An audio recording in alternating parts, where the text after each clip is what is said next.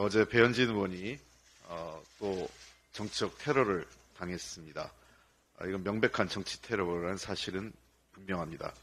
연초부터 연이어 불행한 일이 계속해서 발생하고 있는데 당국의 특단의 대책을 다시 한번 촉구합니다. 민주당은 민주주의를 위협하는 모든 형태의 폭력과 테러에 반대합니다. 더불어 혐오를 반대하는 국민과 연대를 더 크게 넓혀가겠습니다. 배현진 의원의 쾌유를 빕니다. 어제 본회의에서 79건의 민생법안이 통과됐습니다. 특히 수도권 중심의 1급 경제에서 지방 경제를 활성화시키고 남부 내륙 경제권 활성화에 큰 신호탄이 될 수 있는 달빛 철도 건설 특별법이 어제 통과된 것은 매우 유의미합니다. 김대중 대통령의 동서화합 정신, 노무현 대통령의 지역균형 발전을 동시에 포함한 의미 있는 법안이라고 생각을 합니다. 아울러서 보험사기 행위 금지와 관련된 보험사기 방지 특별법, 그리고 소방관의 외상후 스트레스 장애 회복 지원을 위한 소방공무원 보건안전법 개정안 등이 의미 있는 법안이었다고 생각을 합니다. 아울러 국회의장께서 강성희 의원의 대통령실 과잉 진압에 대해서 입법부 수장으로서 대통령실에 엄중하게 경고했습니다.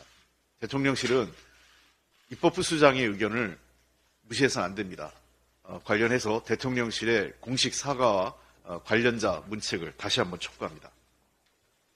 중대재해처벌법이 2년간 허송세월에 놓고 정부 여당은 어떠한 책임의식도 없이 그저 유예만 해달라고 합니다.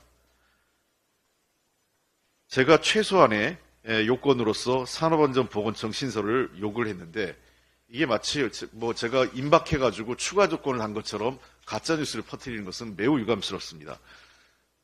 최초부터 중대재해처벌법 유예와 관련된 내용이 나오자마자 제가 3대 조건을 했고 이 두 번째 조건이 향후 2년간 어떻게 준비하고 어떻게 재정적 지원을 할 것이냐 구체적인 계획을 가져와라. 분기별로라도 계획을 가져와라 했고 거기에 핵심이 산업안전보건청 설치라고 분명히 명시했습니다. 그런데 그것을 마치 이제 와서 임박해서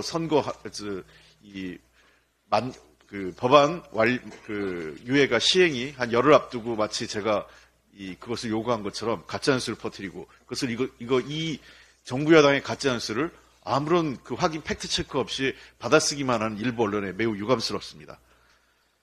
정부는 이제라도 저의 요구를 받든가 아니면 현장의 혼란을 최소화하기에 신속하게 대책을 마련하든가 둘 중에 하나를 선택하십시오. 임금체불이 역대 최대치를 기록했습니다. 지난해 임금체불액이 32.5% 증가해 역대 최고치를 기록한 것입니다. 고용노동부 장관이 새해 제시한 임금체불 근절 방안은 구속수사 강화, 상습 체불 사업주 제재, 체불 근로자 생계비 융자 확대 등 핵심 없는 뒷북 대책입니다. 이전에도 정부는 임금체불 관련해서 이미 여러 번 대책 발표했지만 현장에서 제대로 관철되지 못하고 정부가 신용만 냈다고 생각을 합니다.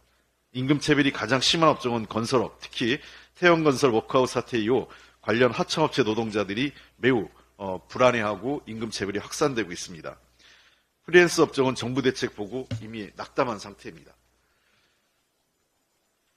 결국 사용자가 임금을 늦게 줄수록 이익을 보는 구조를 정부가 방치하고 있는 겁니다. 현장의 요구는 임금 체불에 대한 반의사 불벌죄 폐지, 그리고 악덕 체불 사업주 이행 강제금 부과, 임금 채권 소멸시효 연장 등 정부도 이미 알고 있는 대책들입니다. 핵심은 비껴나가고 그저 생색내기 대책만 정부가 발표하면 안 됩니다. 정부가 임금체불 근절 근본 대책 들고 나오면 언제든지 더불어민주당은 신속하게 협조할 것입니다. 관련된 법안이 다수 여야 의원들이 함께 발의되어 있는 상태입니다. 함께 처리했으면 좋겠습니다. 아울러서 설 명절이 며칠 안 남았습니다. 현장에서 일하고 있는 서민들 그리고 노동자들에게 가장 중요한 것은 체불임금 해결입니다.